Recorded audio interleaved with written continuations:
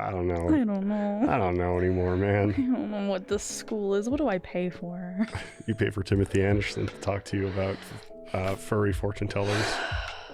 Did you go pee? You went pee. I'm pissing my pants as we speak. Ooh. I hate ASMR so much. Leanna just gagged.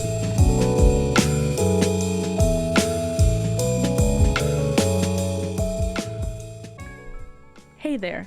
I'm Leanna Bresson, the online editor for the Griff. And I'm Zach Defoe, the digital content editor for the Griff. Welcome to the Griff After Dark. It's a weekly recap of all things Griff, McEwen, and downtown Edmonton. So there's not a whole lot to talk about this time around. We have been busy bees gathering up the masses of contributors and setting them out into the world.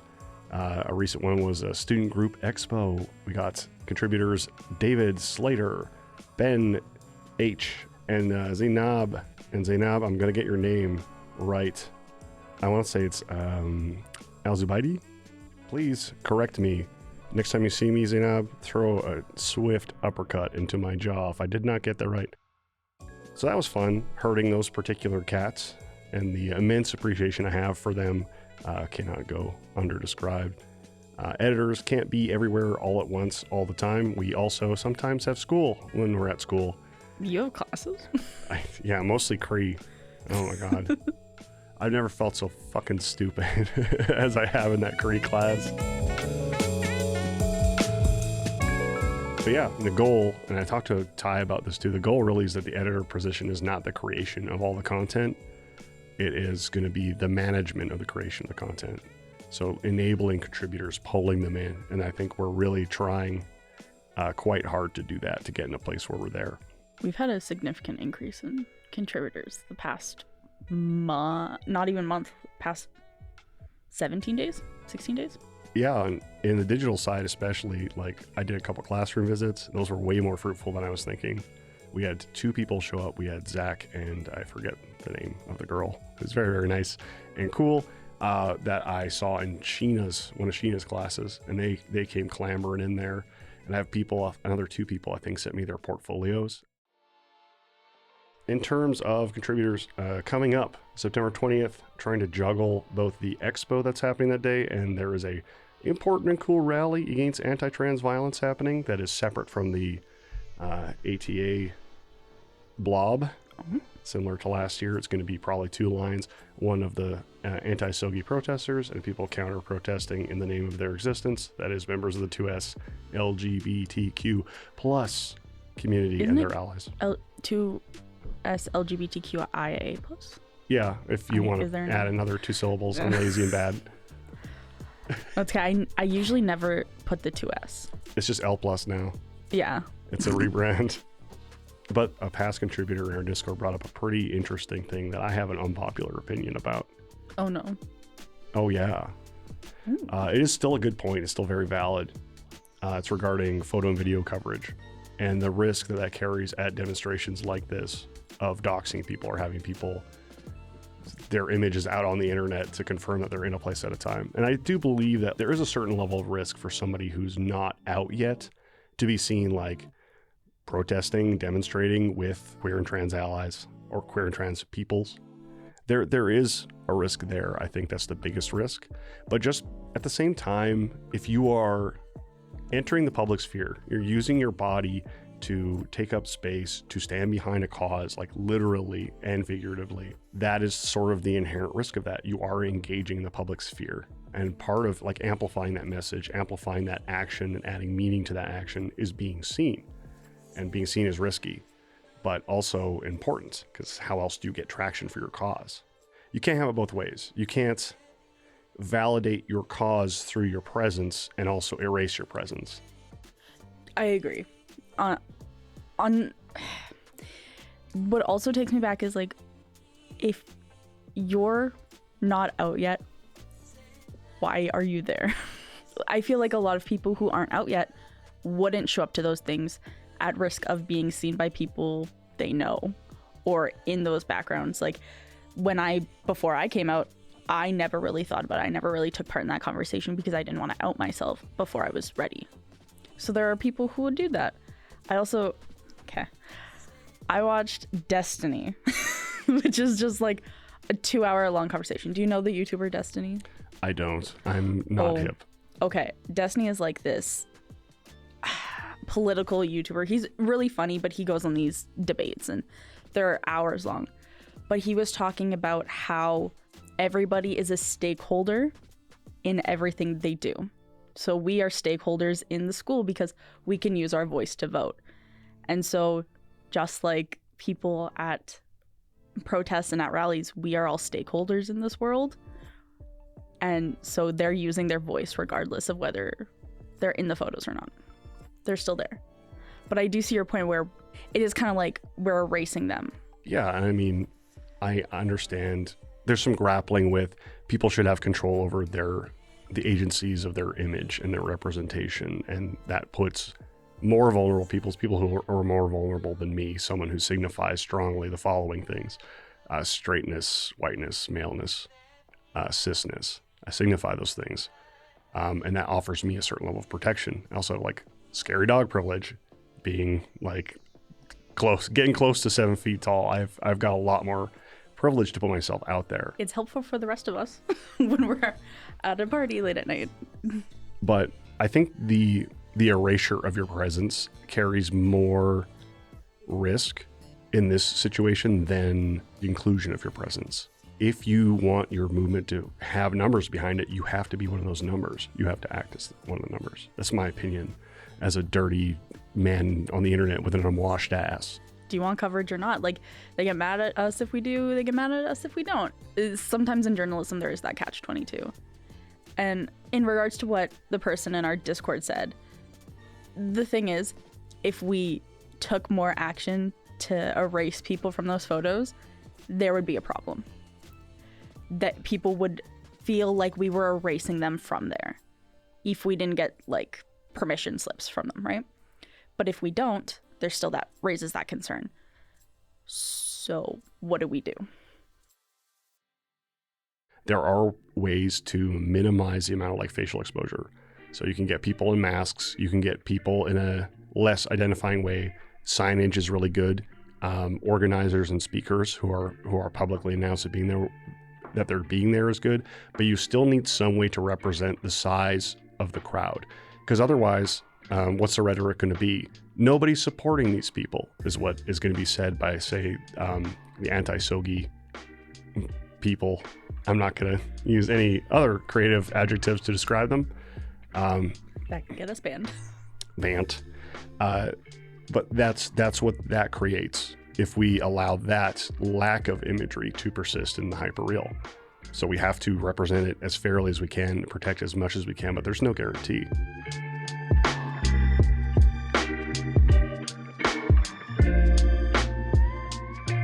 So what's going on in the newsletter right now?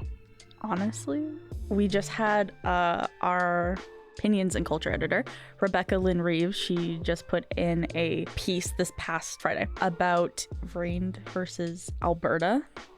It's called Pride v. Prejudice. I got to meet somebody who was a part of it, and I believe our professor, Sheena Roster, is also a part of it.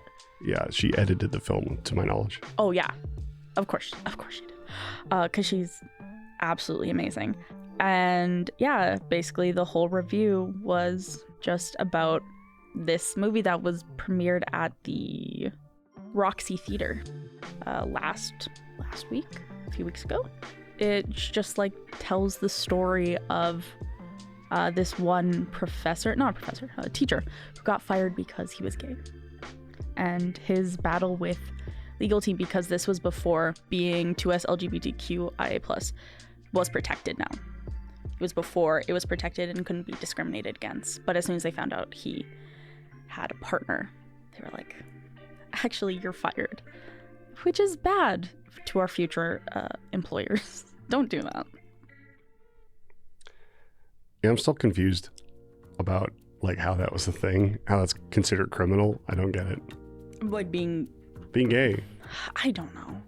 I think a lot about Alan Turing and the Turing machine, and how like he was taken, not like the project was finished, but his name was completely erased from World War II, from helping them win because he was gay.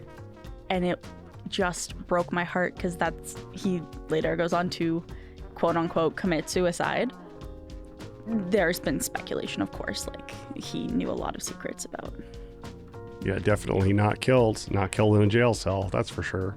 No, he went out the way he went out, very mysterious. Cyanide in an apple, because his favorite story was Snow White. Oh. Favorite fairy tale. Very convenient. Well, not for him. Oh, yeah. But I think about that, I'm like, his entire life was erased because of who he loved. But then we're told that love is such a powerful thing growing up. I mean, I think I watched Cinderella on VHS 20, 30 times. Nobody cared. But now people are getting mad because in Finding Dory, a couple kisses. Like, 2 women kiss. Like, who fucking cares?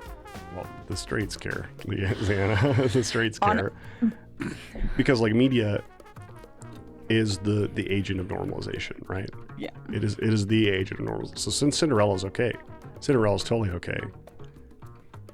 It's not. It's not. I mean, the guy's in defeat a little bit too much. Listen. And she's not into him being in defeat. Listen, hot take, but like if you watch Beauty and the Beast, like, yeah, okay, that's normal, really? She got Stockholm syndrome. That's so normal, so functional, good relationship. I can change him. Feminist rant, but like that just teaches women to stay with abusers. I'm sorry, but like it's true. It's because he's got a big book. I like big books and I cannot lie. He's got a thick spine. No, that's real though, right? And that is going back, like even within our lifetime, even within your lifetime, young spry one. What is considered normal, and measuring that against the yardstick of abusive and acceptable, that duality, or whatever you want to call it, it's always changing. And I would like to think it's changing for the better, but I cannot read the crystal ball. I do not know the future. I would love for it to change for the better, but as a woman, I'm scared. I see what's happening in the United States and I'm like, we're just going backwards at this point. Like, okay, I can, wear a bikini at the beach, but I can't get an abortion when it would save my life. That's a little... Well, especially then. I mean, the message there is clear. It's like the impetus for a man to use your body is more important than your life. Like, that's cut and dry 100% what it is. And now the quiet part is being said out loud, almost. And in some cases it is. There's this whole conversation we could have and should have. Maybe the podcast could just be this, of when you take a marginalized group and it is no longer a novelty for the hegemonic group, for the dominant cultural group.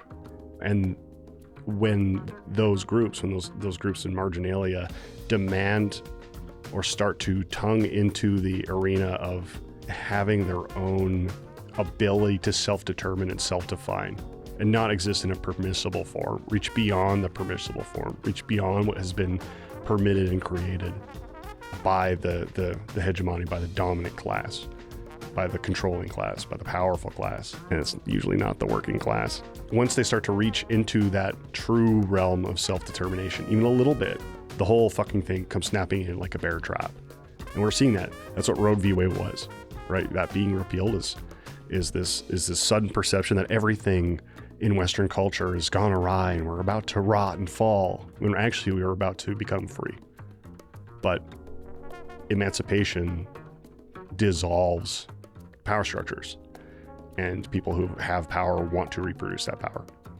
And I think that's all this is. Queerness and transness began to break free from the rainbow capitalistic paradigm, and then we had to snap shut on that bear trap too, because it also challenged like things like gender roles.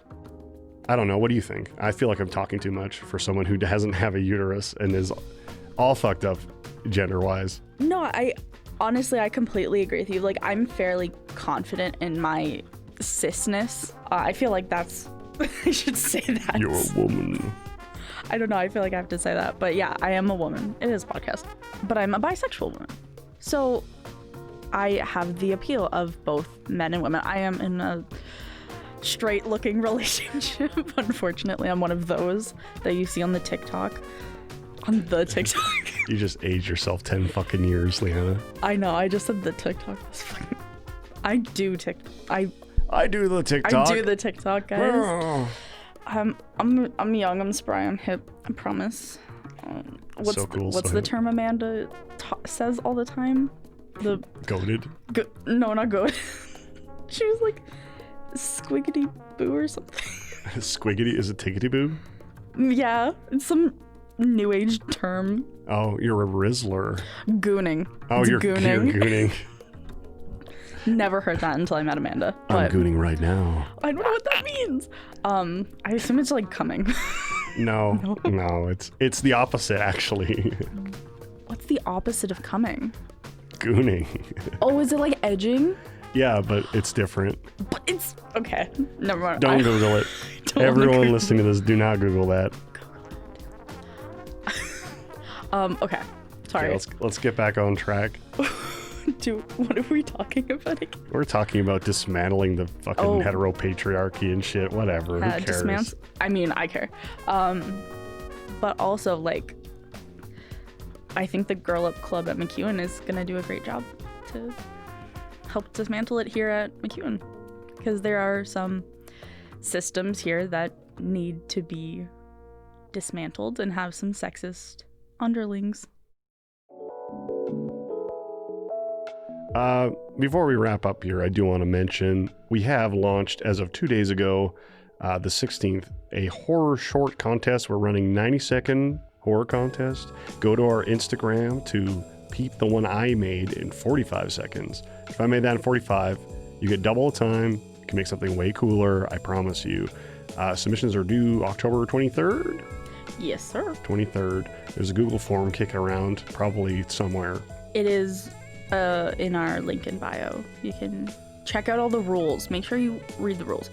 We want to make sure everything's friendly.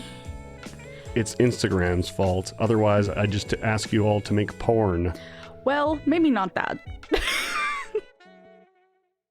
I'd ask you all to make softcore horror porn. It's just those TikTok videos of Ghostface, but just the mask and the knife, and nothing else. And Stan. Oh yeah. Yeah, it's good. I would fuck Ghostface so hard. Dude, after this is off, I'm telling you about the one gig I had filming porn. What? Wait, what? Yeah, I will tell you. It was Halloween themed. It was fucking awesome. I mean... Anyway, let's hit that outro. Yeah. Thanks for joining us for The Griff. After Dark. Check out our Instagram page at The Griff Online for the latest on what's happening around MacEwan. Thanks. Goodbye.